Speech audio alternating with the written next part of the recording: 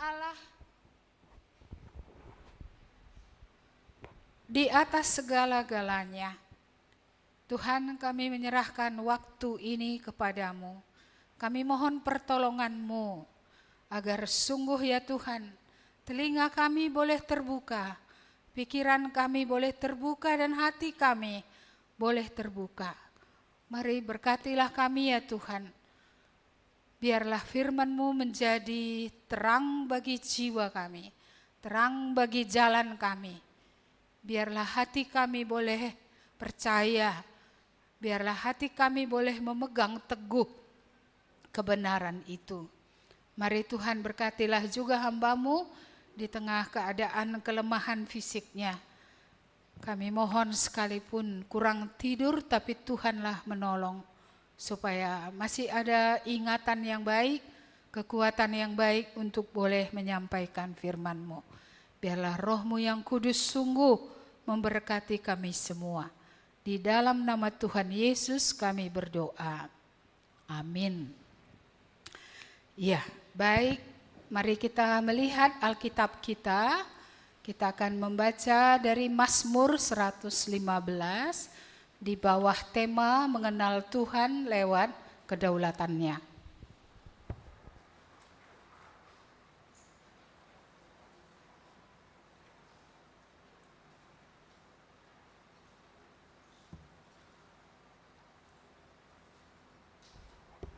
Mazmur 115 ayat 1 sampai 9.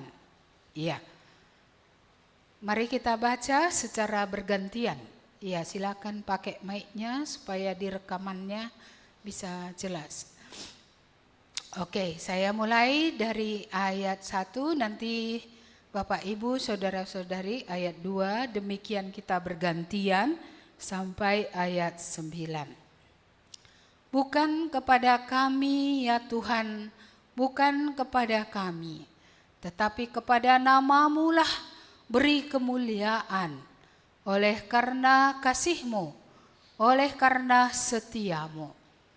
Mengapa bangsa-bangsa akan berkata, di mana Allah mereka? Allah kita di sorga, Ia melakukan apa yang dikehendakinya. Berhala-berhala mereka adalah perak dan emas, buatan tangan manusia. Mempunyai mulut tetapi tidak dapat berkata-kata, mempunyai mata tetapi tidak dapat melihat. Mempunyai telinga tetapi tidak dapat mendengar, mempunyai hidung tetapi tidak dapat mencium. Mempunyai tangan tetapi tidak dapat meraba-raba, mempunyai kaki tetapi tidak dapat berjalan, dan tidak dapat memberi suara dengan kerongkongannya. Seperti itulah jadinya orang-orang yang membuatnya, dan semua orang yang percaya kepadanya. Hai Israel, percayalah kepada Tuhan. Dialah pertolongan mereka dan perisai mereka. Ya, sampai sedemikian jauh pembacaan firman Tuhan. Mari kita lihat kertas warta kita. Di sana sudah ditulis temanya, mengenal Tuhan lewat kedaulatannya. Mazmur 115 termasuk Mazmur pujian. Ya, ini 2 kali dannya ya. Dan pengakuan iman orang Israel kepada Tuhan. Pada masa itu Israel diejek oleh bangsa-bangsa penyembah berhala yang ada di sekeliling mereka. Israel mengakui segala keberhasilan mereka semata-mata karena Tuhan, bukan karena manusia. Karena itulah mereka memuji Tuhan di atas semuanya. Untuk lebih jelasnya, kita akan belajar lewat pertanyaan dan diskusi di bawah ini. Ya, langsung aja kita ya. Pertanyaan yang pertama, siapakah yang kita muliakan dalam hidup kita? Mengapa? Kembali ke ayat 1. Bukan kepada kami, ini tadi pengakuan bangsa Israel. Ya Tuhan, bukan kepada kami, tapi kepada nama-Mu lah Beri kemuliaan oleh karena kasih-Mu, oleh karena setiamu. Iya. Bagaimana ya kalau kita menang dalam suatu kejuaraan tim gitu ya, yang menang karena pertolongan Tuhan. Ya tentu beroleh piala. Iya, tapi piala itu diakui oleh hanya satu orang saja. Dia merasa berhak. Ya, tentu ini tidak benar. Seharusnya seluruhnya memiliki hak seperti itu ya. Ya, jadi kalau nama orang itu atau orang itu saja menjadi pemiliknya, bahkan di piala itu ditulis namanya gitu ya. Iya, ini tentu tidak tepat. Iya, bukan dengan kekuatan mereka bisa kembali ke Israel. Tidak ada manusia yang dapat menolong mereka. Allah lah yang menggerakkan ya raja untuk memulangkan ya sebahagian, baru nanti kemudian ada menyusul lagi kembali ke Israel.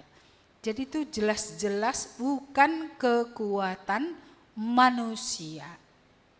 Saya tidak tahu sejauh mana poros hidup kita adalah Tuhan. Sejauh mana segala yang kita bisa kerjakan, kita sadari bukan karena kita, tapi karena Tuhan semata-mata.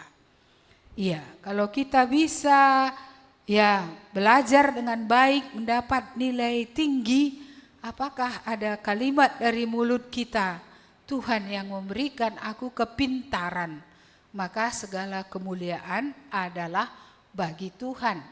Ketika kita mendapat ketika kita bekerja mendapat rezeki, apakah kita sadari itu bukan karena kami ya Tuhan, tapi karena nama-Mu lah. Kita saya rasa menyadari ya segala sesuatu itu memang dari Tuhan. Kita menyadari segala sesuatu itu karena Tuhan, oleh Tuhan. Tapi kita sering lupa ya segala sesuatu dari Dia, oleh Dia, tapi bagi Dia kemuliaan sampai selama-lamanya. Ketika kita berhasil, kita mengagungkan diri. Ketika kita mendapat, kita memuji diri. Banyak orang yang mengatakan, aku hebat.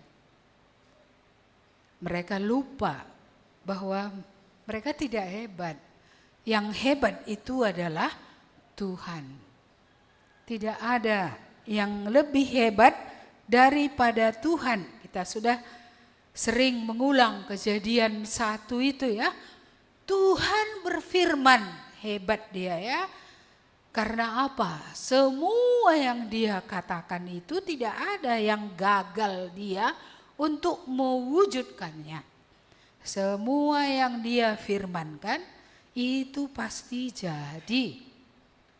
Dan yang Tuhan buat semuanya tidak ada yang tidak baik. Ini harus tetap kita ingat ini. Apa yang Tuhan katakan jadi. Iya, ini ada beberapa konseling pranikah sedang berjalan ya. Saya bilang kepada anak-anak kita ini, adakah firman Tuhan berbicara kepada kamu bukan sekedar perasaan suka atau cinta saja. Adakah tuntunan Tuhan? Karena kalau Tuhan yang berfirman, Tuhan yang mengatakannya itu pasti jadi. Dan yang dari Tuhan tidak mungkin tidak baik. Iya. Yang dari Tuhan ketika Dia menciptakan segala-galanya, semua baik. Apa yang membuat tidak baik hanyalah kalau di dalamnya sudah masuk dosa. Ketika dosa masuk, semua gak ada yang baik. Pasangan yang diberi Tuhan pun gak baik, semua gak baik, gak ada yang baik lagi. Iya, Tetapi itu bisa dipulihkan di kayu salib ya. Ketika orang bertobat, ketika orang kembali. Dan bukan saja kembali pada hari pertobatan, tetapi terus menerus dibaharui oleh Tuhan. Iya. Jadi pertanyaan ini bagaimana ya? Apapun yang kita kerjakan karena Tuhankah? Tuhankah poros hidup kita? Untuk kemuliaan Tuhankah kita memasak di dapur untuk seisi rumah sehingga tidak terasa berat karena Tuhan? Karena Tuhankah kita bekerja keras, pergi pagi pulang petang, ya kan? Bahkan hampir malam. Kalau karena Tuhan, tekanannya akan lebih berkurang daripada karena alasan-alasan yang lain. Tidak cukup alasannya hanya supaya mendapat uang atau supaya kebutuhan keluarga cukup. Ya kalau itu aja tekanannya sangat besar sehingga kadang sudah lelah. Tapi kalau karena Tuhan sudah mengasihi kita, kita bekerja karena kita mengasihi Dia, supaya tidak memalukan Dia, supaya bisa memuliakan Dia. Tidakkah kalau kita dipelihara Tuhan mulia? Tidakkah kalau kita kekurangan orang akan membicarakan bukan kita yang dibicarakannya, Tuhan kita itu. Dia akan bilang apa? Tuhan katanya. Nah, jadi mari kita kembali kepada apa yang terjadi di tengah bangsa Israel ini ya. Ya sebenarnya kalau soal Allah pemelihara di padang gurun pun sudah jelas. Walaupun mereka terserak-serak di beberapa negeri, tetapi juga di sana masih dipelihara Tuhan. Tuhan seperti yang pernah kita belajar belum selesai dengan mereka. Maka masih Tuhan pelihara. Sekalipun di Babel, sekalipun di Asyur, ya, sekalipun di negeri-negeri yang bukan negeri mereka sendiri. Tapi karena nama mereka dikaitkan dengan nama Tuhan, maka masih ada perbuatan Tuhan, pemeliharaan Tuhan dalam hidup mereka. Ya, jadi mengapa? Ada tadi pertanyaan di sini mengapa? Ada dikatakan tadi pada ayat 1 itu, oleh karena kasih-Mu, oleh karena setiamu. Kasih Allah tidak habis-habisnya. Ya, terus menerus, baru tiap hari. Kasih Allah meluruskan, kasih Allah menuntun, kasih Allah juga menghajar supaya bisa dikuduskan. Kasih Allah tidak hilang oleh karena orang Israel sudah membelakangi Dia. Tetapi kasihnya itu harus mendidik, kasihnya itu harus menghajar, supaya mereka tidak betah di jalan yang salah. Mereka tidak betah dalam membelakangi Tuhan. Tetapi mereka bisa kembali kepada Tuhan. Kasih setiamu. Besar kesetiaan Tuhan ya. Kitanya yang tak setia. Kalau Tuhan itu terus setia. Iya, terus setia. Setia dengan perjanjian itu. Kalau pernah Dia menjadi Allah kita, Dia akan terus menjadi Allah kita. Kalau kita pernah menjadi anaknya, iya, maka kita terus menjadi anaknya. Cuma kan anak di rumah pun ada anak nakal ya kan. Bukan semua pula anak penurut. Ada anak nakal yang harus dididik. Ada anak nakal yang harus dihajar. Kesetiaan Tuhan membuat ya bahwa Dia masih kesabarannya ada terhadap orang-orang yang salah. Baik, bagaimanakah kita memandang kasih setia Tuhan ini selama ini ya? Kasihnya dan kesetiaannya. Ketika sesuatu terjadi dalam hidup kita, masihkah kita percaya Dia mengasihi kita? Banyak orang ketika menghadapi pergumulan tidak lagi yakin akan kasih Tuhan. merasa ditinggalkan, merasa tidak dikasihi, merasa diabaikan. Iya, banyak orang yang merasa ya Tuhan tidak setia, padahal bukan Tuhan yang tidak setia, kitanya lari-lari, kitanya terus-menerus menyakiti dia, kitanya yang terus-terus berjalan menurut pikiran-pikiran kita. Iya, jadi mari kita kembali, poros hidup kita harus Tuhan, karena Tuhanlah maunya apapun kita kerjakan. Ya, menyelesaikan kuliah karena Tuhan, supaya mulia Tuhan. Ya, anak-anak yang masih kuliah, masih sekolah karena Tuhan. Ya, mengerjakan semua itu supaya kita tidak menjadi batu sandungan. Kasih Tuhan cukup, ya. Kesetiaan Tuhan terbukti. Ya, jadi saya pikir ini sangat penting. Ketika kita bekerja juga, pekerjaan ini kadang berubah-ubah, rezeki ini pun berubah-ubah. Mari mengasihi Tuhan. Kalau karena Tuhan, tidak mungkin saya rasa Tuhan menelantarkan, Tuhan tidak memelihara.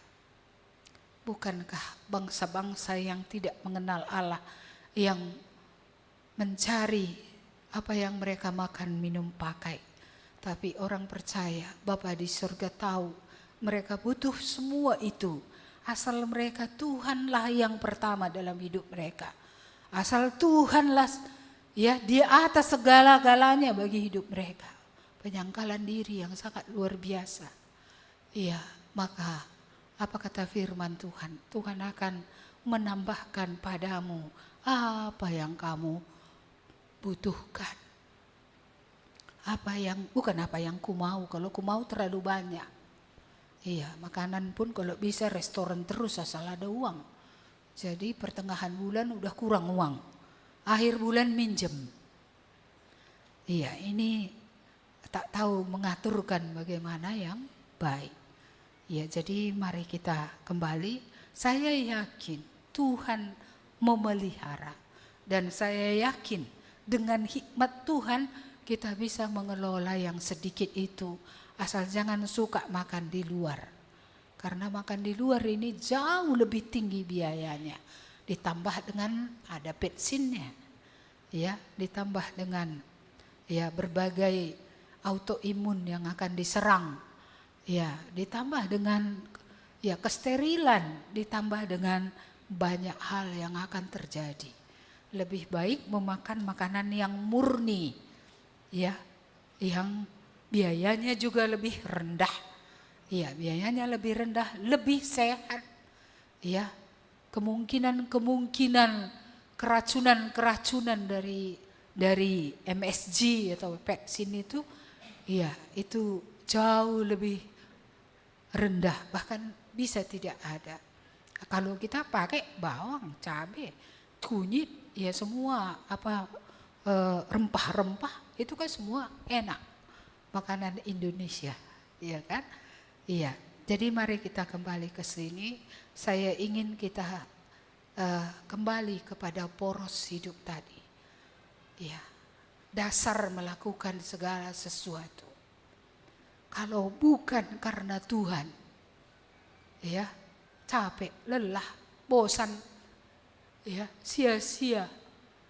Ya, tapi kalau karena Tuhan, Dia yang telah lebih dahulu mengasihi kita, dan ketekunan inilah wujud ya kasih kita kepadanya. Dia akan memelihara hidup kita. Saya tetap percaya Kejadian 1 itu Tuhan siapkan semua sebelum siapkan manusia. Sebelum jadikan manusia. Dia tidak buat manusia itu kocar-kacir. Tidak ada tempat, tidak ada makanan, tidak ada minuman, ya, tidak ada teman. Tidak, Tuhan yang merancangkan lebih dahulu semua, baru terakhir Dia menjadikan Adam, ya, Hawa. Jadi kita melihat God is the provider. Allah itu penyedia. Iya, dia menyediakan apa yang perlu sebelum diciptakannya manusia. Saya tetap percaya Allah yang sama tidak berubah. Allah tetap Allah yang tidak kikir. Allah tetap Allah yang berkemurahan, yang memberi kepada kita sebenarnya lebih dari yang layak, yang wajar kita terima. Ya, karena kita tidak menghormati Dia, tapi Dia kasih kita makan. Kita tidak mengasihi Dia, tapi Dia memelihara kita, memberi kita banyak hal yang baik. Layakkah kita? Tidak layak. Iya, tetapi Tuhan memang memberi kepada kita karena kasih-Nya tadi jauh lebih dari yang wajar kita terima dengan hidup kita ini.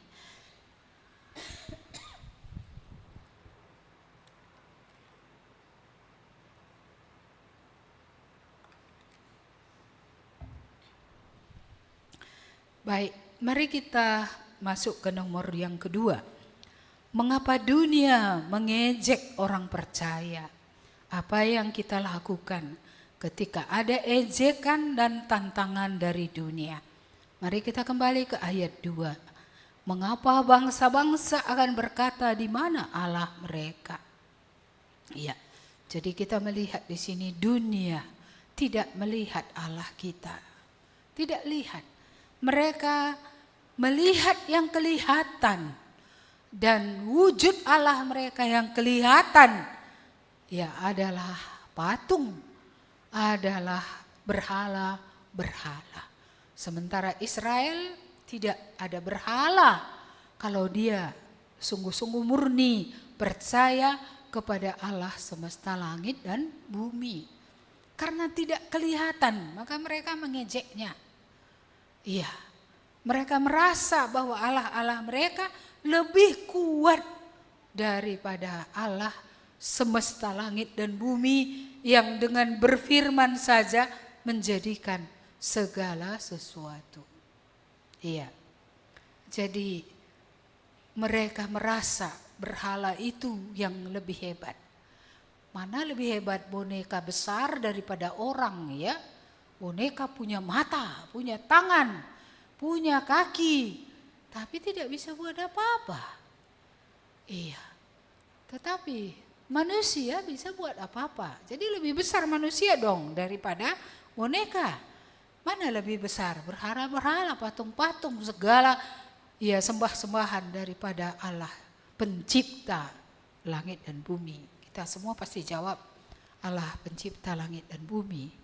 Lebih daripada seluruh ciptaan yang ada. Iya, jadi dunia akan mengejek orang percaya. Allahnya nggak nampak, ya Allahnya tidak kelihatan, wujudnya nggak ada. Iya, maka tergodalah orang Israel ini membuat Allah yang kelihatan ya. Maka dibawa padang gurun, dibuat lembu emas lah, ya kan? Ada patung-patung penyembahan. Bangsa-bangsa mereka pun tiru lagi, buat mesbah-mesbah untuk berhala, bukan untuk Tuhan. Ya itulah yang mereka lakukan. Mari kita lihat ayat 3. Allah kita di sorga, Ia melakukan apa yang dikehendakinya. Ya, walaupun Allah kita tidak kelihatan, Dia di sorga, Dia bergerak, Dia bertindak. Dia melakukan banyak hal ya yang Dia kehendaki. Cuma Allah yang gak bisa kita atur. Cuma Allah. Kalau ada manusia berusaha mengatur Allah pasti in pain ya, gagal. Iya, tidak mungkin. Iya, Allah berdaulat tetapi Allah dibatasi oleh keberadaannya. Dalam kedaulatannya Dia melakukan apa saja yang dikehendakinya. Dia dibatasi oleh being-nya, keberadaannya. Dia dibatasi oleh kekudusannya, Dia dibatasi oleh kesempurnaannya, Dia dibatasi oleh sifatnya yang benar, sifatnya yang adil, ya, sifatnya yang sungguh baik. Saya dulu di sini lama bergumul di kala muda. Sulit saya menundukkan kepala saya ini di bawah Tuhan. Seolah-olah kepala saya ini lebih pintar dari Tuhan, atau lebih cepat, atau lebih berhikmat. Tetapi saya belajar melawan Allah itu seperti menggempur tembok. Kita sendiri yang akan kesakitan kalau kita yang membenturkan diri dengan Allah. Saya mengalami itu ketika saya membenturkan diri, dalam arti kata nabrak apa yang Tuhan katakan. Maka apa yang terjadi? Keadaan yang lebih buruk. Keadaan yang lebih memprihatinkan. Akhirnya saya mengerti apa yang Tuhan mau. Supaya kepala saya ini, otak saya ini tunduk di bawah Tuhan. Ya, maka harus ada transaksi. Tuhan, hari ini mulai. Engkau sempurna, engkau lebih tinggi dari otakku ini. Tolonglah aku supaya otakku ini melihat Tuhan itu lebih hebat, lebih sempurna, lebih tinggi, lebih segala-galanya, sehingga dia tidak akan melawan terhadap apa yang Tuhan katakan. Bapak Ibu yang dikasihi Tuhan, waktu muda saya sudah teken kontrak. Otak saya ini harus di bawah Tuhan. Kalau tidak teken kontrak ini, sering-sering dia cepat maju. Cepat-cepat dia bertindak, cepat-cepat dia berpikir, cepat-cepat dia mengambil keputusan. Tanpa tuntunan Tuhan, karena merasa lambat kali Tuhan ini gitu ya kan. Iya, padahal Tuhan memiliki schedule, waktu, jadwal untuk segala sesuatu. Tapi saya tidak sabar maunya di waktu yang saya mau, dengan cara yang seperti yang saya mau. Iya, tapi terbentur tembok tadi ya. Tapi yang itu membuat saya juga dulu marah. Perhati-hati naring di bate gitu. Sukanya semua. Iya, kok ini enggak boleh, harus tanya dia. Ini enggak boleh, harus tanya dia gitu ya kan. Padahal kalau kuikutkan itu semua, hancur leburnya aku. Tapi itulah jiwa pemberontakan yang dulu belum terkikis. Iya, setelah transaksi itulah saya belajar. Apapun yang Tuhan bilang go, enggak mungkin Tuhan salah. Enggak mungkin. Dia tidak mungkin mencelakakan, dia tidak akan merugikan, ya, dia tidak akan memanipulasi. Kalau manusia bisa manipulasinya orang, tapi Tuhan tidak. Saya belajar kedaulatan Allah walaupun awalnya pahit. Karena saya merasa kok semua harus seperti yang Tuhan mau. Maunya 20% kayak ada yang seperti aku mau gitu. Tapi saya diingatkan, Kristus tidak menahan 20%. Dia memberikan segala-galanya. Dia memberikan hidupnya, dia memberikan nafasnya, nyawanya untuk kita. Apa yang dia tahan? Kalau Tuhan sanggup memberi semua, dia Tuhan. Mengapa kau orang berdosa? Ya, saya orang berdosa, tidak sanggup menyerahkan segala-galanya kepada Tuhan yang kuasa, yang kudus, yang adil, yang benar, yang jujur, yang integritasnya sangat tinggi, yang setia tadi, ya, yang tetap mengasihi. Saya belajar dari masa muda, dari waktu kuliah saya sudah belajar itu. Bagaimana caranya untuk mengakui kedaulatan Allah. Dia Tuhan. Maka kalau ada hal-hal yang tidak seperti yang saya pikirkan, ya saya langsung ingat, dia Tuhan yang sempurna. He is the perfect God gitu ya. Dia Allah yang sempurna. Dia tidak mungkin salah dalam jalan-jalan yang dia berikan dalam hidup saya. Jadi mari kita kembali ke sini tadi.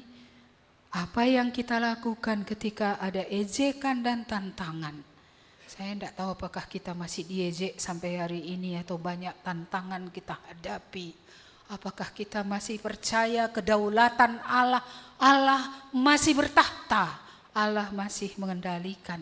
Allah Allah masih mengaturkan semua.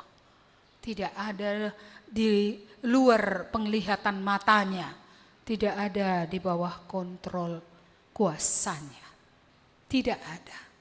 Bahkan firman Tuhan berkata, 1 lembar rambutmu jatuh pun Tuhan tahu. Air matamu jatuh pun Tuhan tahu. Bahkan Tuhan hitung-hitung dan masukkan ke dalam kirbat. Itu artinya Tuhan mengingat ya doa yang disertai dengan kesungguhan, dengan air mata. Ya, Tuhan tidak membuat ya air mata itu tumpah begitu saja tanpa dia tidak mengingatnya, tanpa mengingatnya. Dia mengingat ya. Bapak Ibu yang dikasihi Tuhan, apakah Tuhan sudah menjadi Tuhan dalam hidup kita? Apakah kedaulatan Allah ini sungguh kita akui? Sehingga dalam hal nanti tidak seperti yang kita mau, Dia Allah. Biarlah dilakukannya kepada aku apa yang dianggapnya baik. Sampaikah kita di situ? Iya. Berikutnya, apakah bedanya Allah dan berhala? Ini saya rasa sudah tahu kita semua ya. Allah itu hidup, Allah itu bergerak, bertindak, tetapi berhala itu cantik, tapi tidak bisa berbuat apa-apa. Baik berhala yang kuno, pohon-pohon apa segala macam, baik berhala modern ini sebenarnya tidak bisa berbuat apa-apa. Apakah itu berhala itu teknologi, apakah itu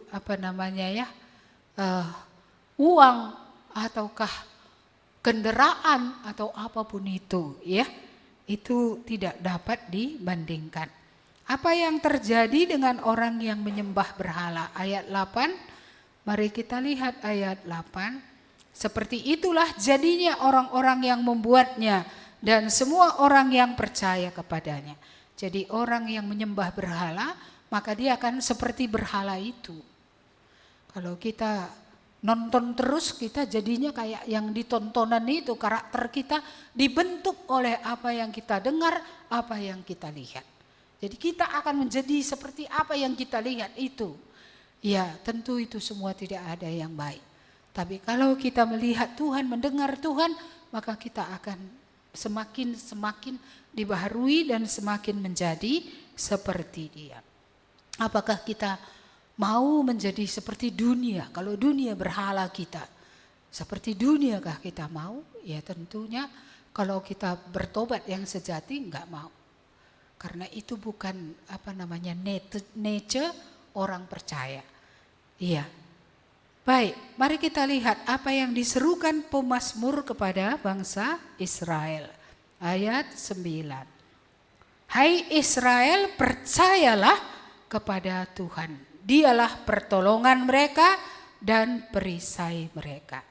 Ya, percayalah. Percaya ini terus-menerus percaya. Bukan percaya ketika baru lahir baru saja. Dia pertolongan, dia yang bisa bergerak cepat untuk menolong kita. Dia perisai, dia yang melindungi kita dari segala ancaman, dari segala yang jahat. Iya, pertanyaan aplikasi ini bisa nanti direnungkan sendiri ya. Apakah kamu hidup memuliakan Tuhan? Apakah Tuhan poros hidupmu? Mungkin itu yang lebih dalam. Siapakah Tuhan itu bagimu? Kepada siapa kamu berharap pada masa krisis? Terakhir, apakah teruji imanmu di saat krisis? Di saat kesulitan, di saat jawaban doa adalah tidak, apakah teruji iman kita? Kita tetap percaya kepada Tuhan bahwa Dia berdaulat dan apa yang dilakukannya sesuai dengan yang kehendakinya adalah selalu punya tujuan yang spesial, tujuan yang khusus untuk kemuliaannya dan juga untuk kebaikan bagi manusia. Iya, mari kita baca ayat hafalan ini 1-2 ya. Sebab segala sesuatu adalah dari Dia dan oleh Dia dan kepada Dia, bagi Dialah kemuliaan sampai selamanya. Dari Dia, setuju? Enggak ada yang ada ini enggak dari Dia. Oleh Dia, setuju? Yang terakhir ini setuju atau enggak? Bagi dia, bukan bagiku, bukan supaya naik kupingku, bukan supaya aku dipuji, dihargai, diingat-ingat orang apa yang kubuat, bukan. Tapi apapun yang kita kerjakan, lakukanlah. Bagi dialah kemuliaan sampai selama-lamanya. Amin. Mari kita berdoa. Terima kasih Tuhan, hari ini kami diingatkan kembali. Banyak perbuatan-Mu di tengah-tengah kami. Betapa agungnya Engkau, betapa besarnya Engkau. Engkau Allah yang berdaulat ya Tuhan. Engkau penolong yang sejati. Engkau pelindung yang sejati. Engkau pemelihara yang sejati. Kami sungguh bersyukur. Biarlah iman kami semakin kokoh kepada Engkau. Biarlah kami semakin teguh dan juga semakin memiliki pengharapan kepada Tuhan. Kami tidak lagi menyimpang ke kiri dan ke kanan. Karena Engkaulah Tuhan kami, Engkaulah segala-galanya bagi kami. Terima kasih Bapa, kalau ada dari antara jemaat ini sedang mengalami krisis, entah berupa apapun itu, hamba-Mu berdoa supaya mereka terbuka matanya melihat Tuhan yang besar yang sanggup untuk menolong. Sehingga tidak lagi mendua hati, tidak lagi ragu-ragu, tapi sepenuh hati percaya dan mengikut Tuhan hari lepas hari. Terima kasih Tuhan, Engkau Allah yang bisa dipercaya, Allah yang bisa diandalkan dahulu, sekarang, sampai selama-lamanya. Amin.